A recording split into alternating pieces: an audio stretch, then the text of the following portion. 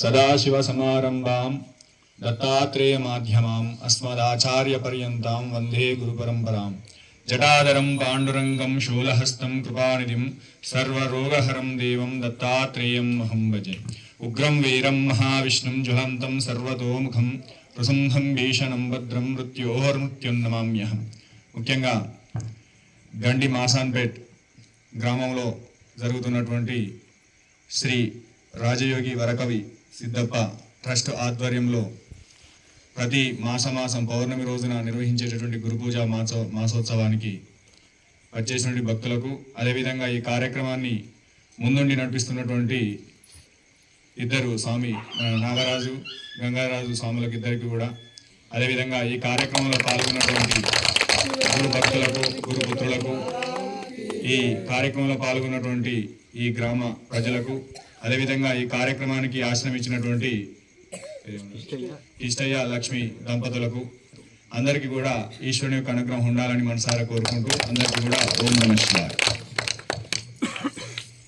ముఖ్యంగా మన సనాతన ధర్మములో గురు పరంపరకు అత్యంత విశిష్టమైనటువంటి ప్రత్యేకత ఉన్నది. ఎందుకంటే గురు బ్రహ్మ గురు విష్ణు గురుదేవో మహేశ్వర గురు సాక్షాత్ పరం బ్రహ్మ తస్మై శ్రీ గురవే నమః. అంటే ఒక మనిషి తరించాలి అని అంటే ఆ వ్యక్తికి మొదటి మెట్టు చివరి మెట్టు ఏదైనా ఉన్నదంటే అది గురువు యొక్క పాదం అనే చెప్తుంది సనాతన ధర్మం. ఆ గురు పాదాన్ని ఆశ్రయించి ఆ గురువులు ఇచ్చినటువంటి మార్గాన్ని మనం ఆజన్మాంతరం కూడా ముందు తీసుకెళ్లేటువంటి ప్రయత్నంలో ఇంతమంది భక్తాదులు, ఒక గ్రామం కాదు అనేక నదులు వచ్చి ఒక సముద్రంలో కలిసినట్టుగా ప్రతి నెల ఎక్కడెక్కడి నుంచో వచ్చి ఎక్కడైతే ఆయా గ్రామాల్లో జరుపుతున్నటువంటి పూజా కార్యక్రమం పాల్గొంటున్నటువంటి గురుపుత్రులందరికీ కూడా మా యొక్క ప్రత్యేక నమస్కారం తెలియజేస్తాం. ఎందుకంటే సంవత్సరం ఒక్కసారి చేస్తాం, దానికి మనిషికి వెళ్ళాలి అనిపిస్తుంది. ఆ 3 నెలలకు ఒకసారి చేస్తున్న కార్యక్రమాలు మనతో ఉన్నవారు ఎవరైనా చేస్తారని ఆలోచనతో చాలా మంది ఉంటారు. కానీ ఈ కార్యక్రమం వాళ్ళది కాదు, మాది. మేము పాల్గొంటే మా అందరూ కూడా గురువు యొక్క అనుగ్రహం సంపూర్ణంగా లభిస్తుందని కోరుకొని ఇంత దూరం వచ్చిన భజన భక్తులందరికీ కూడా ఆ స్వామి యొక్క అనుగ్రహం 100% ఆ శక్తే దైవశక్తిగా సంక్రమించాలంటే ఆ దైవశక్తికి అనన్యమైనటువంటి ఒక గురుభక్తి తోడు కావాలి. ఇక్కడికి తెలిసి కానీ తెలియక కానీ ఇక్కడ వచ్చి ఒక 5 నిమిషాలు మీరు కూర్చున్నారంటే మిమ్మల్ని నడిపించే అద్భుతమైన గురుశక్తి మీ అందరి వెంబడి ఉన్నదని భగవంతుడు సాక్షిగా మనం చెప్పుకోవచ్చు. ఎందుకంటే మనిషికి ఏ శక్తి తోడున్నా లేకపోయినా ఒక గురువు అనే శక్తి కనుక తోడుంటే జీవితంలో నువ్వు ఎంత పెద్ద సముద్రం లాంటి 100 సముద్రాల లాంటిదైనా ఈ జీవితాన్ని సులభంగా దాటొచ్చునని చెప్పింది సనాతన ధర్మం. దానికి వచ్చినటువంటి మార్గం ఉండదు. ఎందుకంటే తెలిసి కానీ తెలియక కానీ నువ్వు ఏదన్నా చెయ్యి, ఒక గురువును నమ్ముకొని కనుక మనకు ముందుకు వెళ్ళినట్టుంటే, ఎందుకంటే గురువాక్యానికి అంత శక్తి ఉంటుందని చెప్తుంది శాస్త్రం. గురువాక్యానికి మించినటువంటిది ఏమీ ఉండదు. దాన్ని నమ్ముకొని కనుక ముందుకెళ్ళినట్టుంటే మన జీవితంలో అన్ని కూడా సాధించవచ్చు. కానీ ఈ సమాజంలో ముఖ్యంగా గురువు దగ్గరికి మనం ఎందుకు వెళ్తున్నాం? ఒక 10 సంవత్సరాల క్రితం, 15 సంవత్సరాల క్రితం ఒక భక్తి భావన కోసం, ఈ జన్మ తరించడం కోసం గురువు దగ్గరికి వెళ్ళేటటువంటి భక్తులు ఎక్కువగా ఉంటుండే. అట్లాంటి వాళ్ళలో దాదాపు ఇక్కడ ఉన్న వాళ్ళంతా అంతకు ముందు ఉపదేశం తీసుకునే శక్తి కలిగినట్టు వాళ్ళే. కానీ ఈ జనరేషన్లో ఎందుకు రాలేకపోతుంది అంటే మంత్రదీక్ష అంటేనే భయపడిపోతున్నారు. ఎన్నో నియమాలు ఉంటాయి, ఏమో ఉంటుంది, ఏమో జరుగుతుందని. కానీ ఈ జనరేషన్లో ఆ దీక్ష కోసం ఆలోచించే వాళ్ళు చాలా తక్కువైపోయారు. ఎందుకంటే ఆ నియమాలు కొద్దిగా ఎక్కువ ఉంటాయి కావచ్చు, ఏదో జరుగుతుంది కావచ్చు అని. ప్రస్తుతం ఎందుకు వెళ్తున్నారు గురువు దగ్గరికి? మాకు ఏదన్నా అవసరాల కోసం మాత్రం అవసరం ఉంటేనే గురువు, అవసరం లేకపోతే గురువు లేదు.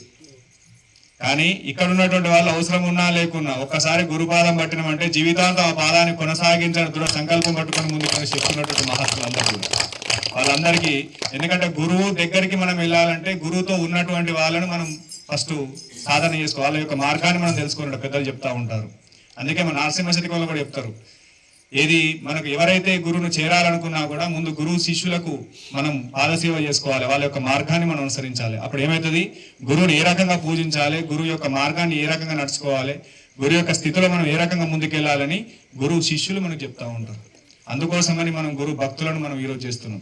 తెలిసి తెలియక కానీ ఈరోజు ఇంత పోయినసారి 1 సంవత్సరం గ్యాప్ వచ్చిందని తెలిసింది ఇక్కడ గురు పూజ కార్యక్రమానికి. ఏ రకంగా అయినా సరే ఎట్టి పరిస్థితుల్లో మీకు ఏది ఉన్నా లేకున్నా వాళ్ళకు ఒక్కసారి మీరు గురు పూజ చేస్తామని గండి మాసానిపేటలో ఒక చిన్న ఇన్ఫర్మేషన్ ఇచ్చి కార్యక్రమాన్ని కొనసాగించే ప్రయత్నం చేయండి. ఊరుకు మంచి జరుగుతుంది, గ్రామానికి అఖండ శ్రీరస్తు అనేది వస్తుంది. ఎక్కడైతే 4 గురుపుత్రుల గురించి రామరామని 5 నిమిషాలు స్మరణ చేస్తారో అక్కడ చరాచర గురుమండలం అంతా కూడా తాండవిస్తుంది. ఎందుకంటే ప్రతి పౌర్ణమి రోజు గురుమండలం అంటే ఆ చరాచర సృష్టిలో ఎందుకు పౌర్ణమి సెలెక్ట్ చేసిరు మన మహాత్ములు పెద్దలందరూ కూడా కలిసి ఏ అమాస తిథినో లేకపోతే ఏకాదశినో ఏ పంచమి ఎందుకు సెలెక్ట్ చేయలేదు? పౌర్ణమి ఎందుకు సెలెక్ట్ చేసి మనకు ప్రతి ఒక్క గ్రామానికి ఇచ్చి కార్యక్రమం ముందు తెలుసుకుంటారంటే అందులో కొంతవరకు మనకు తెలిసిన పరిజ్ఞానం ప్రకారంగా చూస్తే ప్రతి పౌర్ణమి రోజున ఆకాశంలో గురుమండలం అనేది యాక్టివేట్ అయి ఉంటుంది. ఏంటిది గురుమండలం అనేది? గురుమండలం అంటే ఏంటిది? చరాచర సృష్టిలో ఉన్నటువంటి మహాత్ములందరూ శరీర త్యాగం చేసిన తర్వాత వాళ్ళందరూ ఎక్కడ ఉంటారంటే ఆకాశంలో పౌర్ణమి రోజు యాక్టివేట్ అయ్యి చంద్రునితో సహా మనం చూస్తూ ఉంటారట. ఏ ఇంటిలో గురుస్మరణ జరుగుతుంది, ఏ గ్రామంలో గురుస్మరణ జరుగుతుంది, ఏ వ్యక్తి మనసులో గురు యొక్క పాదాలను అంటిపెట్టుకుని ఉంటారు అని వాళ్ళని చిరస్మరణీయంగా ఈ పౌర్ణమి రోజు యాక్టివేట్ అయ్యి చూస్తూ ఉంటారు. ఈ పౌర్ణమి రోజు కనీసం 5 నిమిషాలు కానీ 10 నిమిషాలు గురువు కోసం ఆలోచించిన, గురునామ స్మరణ చేసిన, ఆ గురువు చూపెట్టినటువంటి నామ మంత్రం చేసిన, నామ జపం చేసినా కూడా ఆ వ్యక్తికి ఆ చరాచర గురుమండలంలో సంపూర్ణ గురువుల యొక్క 100% అనుగ్రహం లభిస్తుంది. అందుకోసం మనకు ప్రతి మాసము ప్రతి పౌర్ణమి కూడా ఆయా కార్యక్రమాలు జరుగుతూ ఉంటున్నాయి. ఆ సాంప్రదాయాన్ని అనుసరించే మనకు మన పెద్దలు కూడా వీరేశలింగ మహారాజ్ గారు కూడా ప్రతి ఒక్క గ్రామంలో ఒక్కొక్క పౌర్ణమి ఇచ్చి అందరినీ తెలుసో తెలియకనో అంటే ఆయన ఆంతర్యం ఏదుందో మీకు తెలియకపోవచ్చు, కానీ అందరూ కూడా సులభంగా తరించాలి. వాళ్ళు ప్రతిరోజు జపం చేయొచ్చు, చేయకపోవచ్చు, నిత్యం గురుస్మరణ చేయొచ్చు, చేయకపోవచ్చు, కానీ ఈ పౌర్ణమి రోజు కనుక తెలిసి కానీ తెలియక కానీ ఒక 5 నిమిషాలు 10 నిమిషాలు మన గురు సంధిలో కూర్చొని రామరామ కృష్ణ కృష్ణ హరి హరి అనుకుంటున్నాం. ఆ సందర్భంగా అందరికీ కూడా గురువు యొక్క కటాక్షం దొరుకుతుంది. ఒక్క గురువు కాదు, చరాచర సృష్టిలో అఖండ మండలాకారం వ్యాప్తం ఏన చరాచరం తస్మై శ్రీ గురవే నమః సనాతన ధర్మం ఏదో చెప్పిందో ఆ చరాచర సృష్టిలో గురుమండలం యొక్క అనుగ్రహం అంతా కూడా ఈ రోజు గండి మాసాన్ని పేరుతో ఈ భక్త బృందం తరపున జరుగుతున్నది. అది మనం అందరం కూడా వస్తాయి. ఇందులో ఇప్పుడు ఏ రకంగా మనం వెళ్ళినా, ఎవరు ఏ గుడికి వెళ్ళినా బడికి వెళ్ళినా గురువు దగ్గర ఎక్కడికి వెళ్ళినా ఏం చేస్తున్నారు? ఏదైనా వాళ్ళ మంచి కోరే వెళ్తున్నారు. లోక కళ్యాణం కోసం వెళ్ళే వాళ్ళు చాలా తక్కువ. ఇలా ఒక గురువు దగ్గర గుడికి వెళ్ళినాం, నాకు పెళ్లి కావాలి, లేకపోతే నాకు చదువు రావాలి, లేదా ఉద్యోగం రావాలి, లేదా ఇతరత కార్యక్రమం వెళ్ళినా నాకు శుభం జరగాలని ఆలోచనతో వెళ్తూ ఉన్నాం. ఆ శుభం జరగాలంటే మరి ఏం చేయాలి? ఆ శుభము జరగాలంటే ఏం చేయాలంటే మన ఇంట్లో ఉన్నటువంటి అశుభాలను దూరం చేసుకోవాలి. ఇంట్లో ఉన్నటువంటి అశుభాలు ఏంటి? దరిద్ర దేవత ఏ రకంగా మన ఇంట్లోకి వస్తుంది, దాన్ని ఏ రకంగా మనం సులభంగా దూరం చేసుకోవచ్చు. సమయం చాలా ఇప్పటికే ఎక్కువైపోయింది. మేము కూడా ఒక దాదాపు 150 కిలోమీటర్లు వచ్చింది ఇక్కడికి. అయినా కూడా అంత శ్రమ కూర్చి కూడా ఇంత దూరం వచ్చిందంటే ఇక్కడ ఉన్న గురు మహిమ, గురు భక్తుల యొక్క మహిమ అంతా గట్టిస్తున్నారు. కాబట్టి వాస్తవానికి మనం ఎంతో ప్రయాసగా అనుకున్నాం. ఇక్కడికి వచ్చిన తర్వాత మీ అందరి దర్శనం చేసుకున్న తర్వాత కూడా సాక్షాత్ గురుమండలం నుండి గురు భక్తులు అందరినీ కూడా చూసినంత ఆనందం మాకు కలుగుతుంది. కాబట్టి అందరూ కూడా మరొకసారి ఆ గురు యొక్క నమస్కారాలు తెలియజేసుకుంటూ, ముఖ్యంగా దరిద్ర దేవత ఇంట్లో ఏ రకంగా మనకు తాండవిస్తుంటుందనో ఒక 5 నిమిషాలు 10 నిమిషాలు మాట్లాడుకొని ఈ కార్యక్రమాన్ని పూర్తి చేసుకొని మిగతా కార్యక్రమం కొనసాగించే ప్రయత్నం చేద్దాం. ఇంటి లోపల మొదటగా మనిషిని నిద్ర నుంచి లేవలేకపోయి చేసేది ఒక దరిద్రం. ఏంటిది? చాలా లౌకికుల కోసం, సాధకుల కోసం కాదు. సాధకులందరూ ఉద్దండులు ఉన్నారు. నిత్యం కూడా సముద్రాలు ఇక్కడ ఉన్నాయి. అంటే తపస్సు శక్తి సాధించినటువంటి ఎంతో మంది సాధకులు కూడా మన పక్కన మనం చెంతనే కూర్చున్నారు, కానీ అది బయటపడరు. రాజయోగ ధర్మంలో ఉన్నటువంటి అత్యంత రహస్యమైనది ఏంటిదంటే మనం పక్కనే ఉన్నటువంటి అవధూతలను మనం గుర్తించలేము. అవధూత లక్షణాలు ఏ రకంగా వస్తాయంటే కనీసం రోజు ఒక 15-20 నిమిషాల నుంచి మొదలుకొని 3 గంటల సేపు మాలాపకుండా లేకపోతే స్వరణాపకుండా చేసే ప్రతి ఏ వ్యక్తిలో ఆ శక్తి అయితే ఉంటుందో ఆ శక్తిని కొనసాగించుకుంటూ కనీసం 3 నుంచి 12 సంవత్సరాలు సపోర్ట్ చేసిన ప్రతి ఒక్క మనిషి అవధూతతో సమానమే. అలా చేస్తే ఆ వ్యక్తి ఏ ఇంటిలో ఉన్నా ఆ ఇల్లు కైలాసంతో సమానం, బ్రహ్మలోకంతో సమానం, విష్ణులోకంతో సమానం.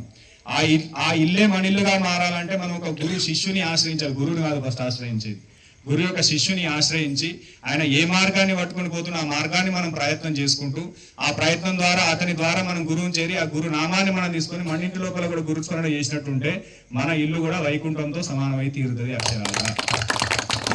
ఆ స్థితి రావాలి అంటే దరిద్రాలు పోవాలి. వర్ణించేసేపు రావు మనకు.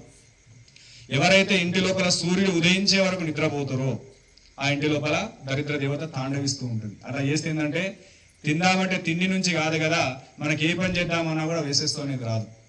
ఏమైపోతుంది? ఏ ఇంటి లోపలైతే సూర్యోదయం తర్వాత కూడా మనిషి నిద్రపోయి ఉంటాడో, అది స్త్రీలు కానీ పురుషులు కానీ, ఆ తర్వాత నువ్వు ఏ చేసినా కూడా ఇంట్లో లక్ష్మి అనేది రాదు, నిలకడ అనేది ఉండదు.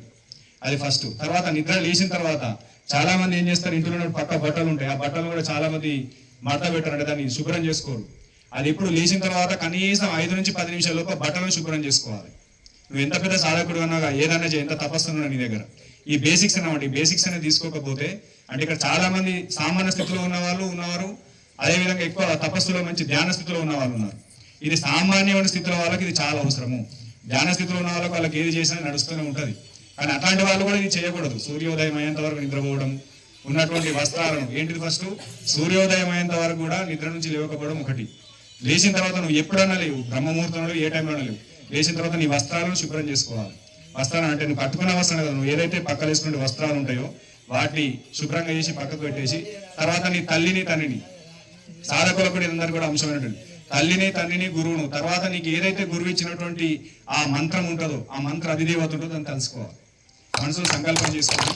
తర్వాత ఏదైతే నువ్వు పండుకున్నటువంటి మంచం కానీ బెడ్ కానీ చాప కానీ ఉంటుందో దాని కింద పాదం మోపి భూమాత కమ్మ తల్లి, ఈ రోజు తెలిసి కానీ తెలియక కానీ నా నుంచి పొరపాటు జరిగిన నన్ను క్షమించు తల్లి అని చెప్పి ఆ భూమాత మీద మనం పాదం పెట్టినంటే ఆ భూమాత యొక్క స్పర్శనే నీకు ఆ రోజంతా కూడా వజ్ర కౌశలాగా తోడుండి తీరుతుంది. అది పొద్దున ఈ బేసిక్స్ లేకపోతే ఏమవుతుందంటే మనం ఏ పని చేసినా దాంట్లో మనం డిస్టర్బ్ అయిపోతూ ఉంటాం. ఎన్నో చిన్న చిన్న దెబ్బలు జరగడం, యాక్సిడెంట్ జరగడం, అనర్థాలు జరగడం జరుగుతూ ఉంటుంది.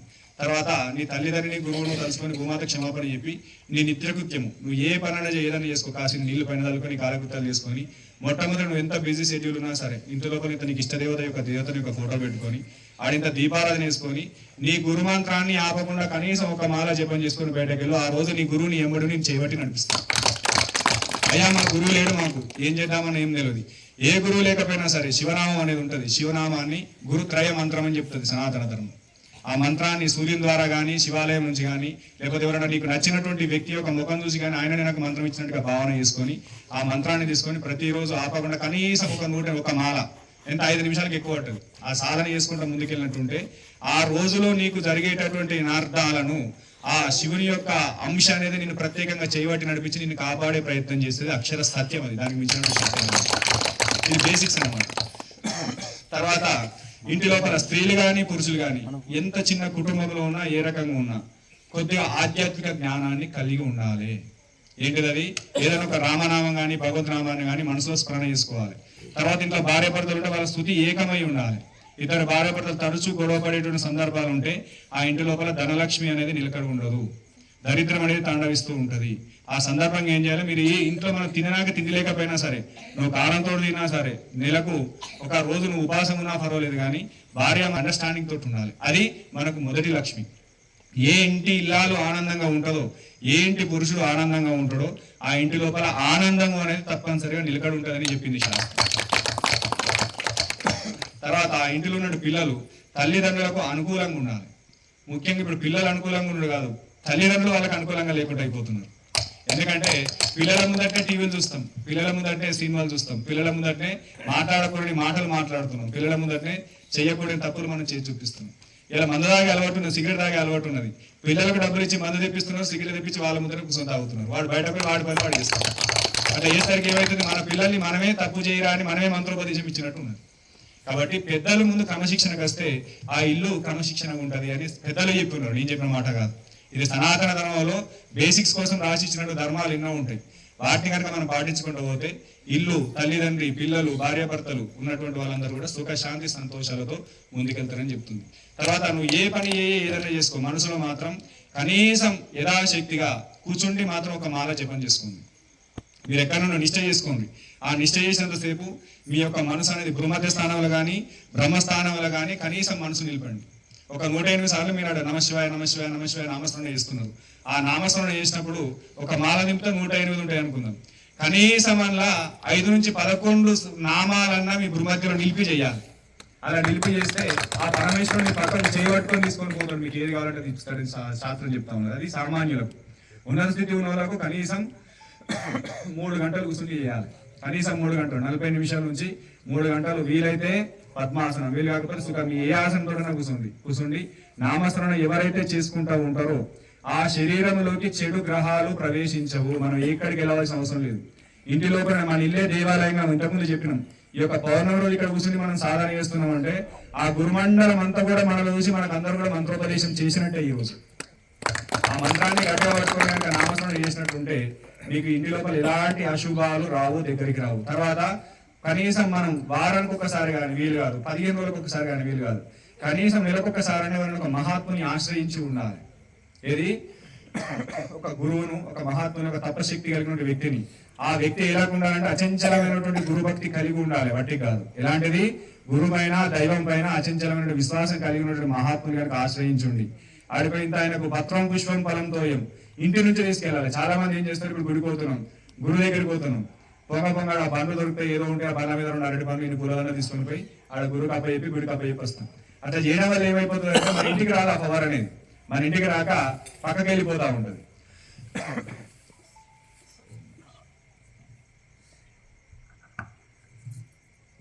సిద్ధిరాజ రామేశ్వర భగవాన్ కీ జై.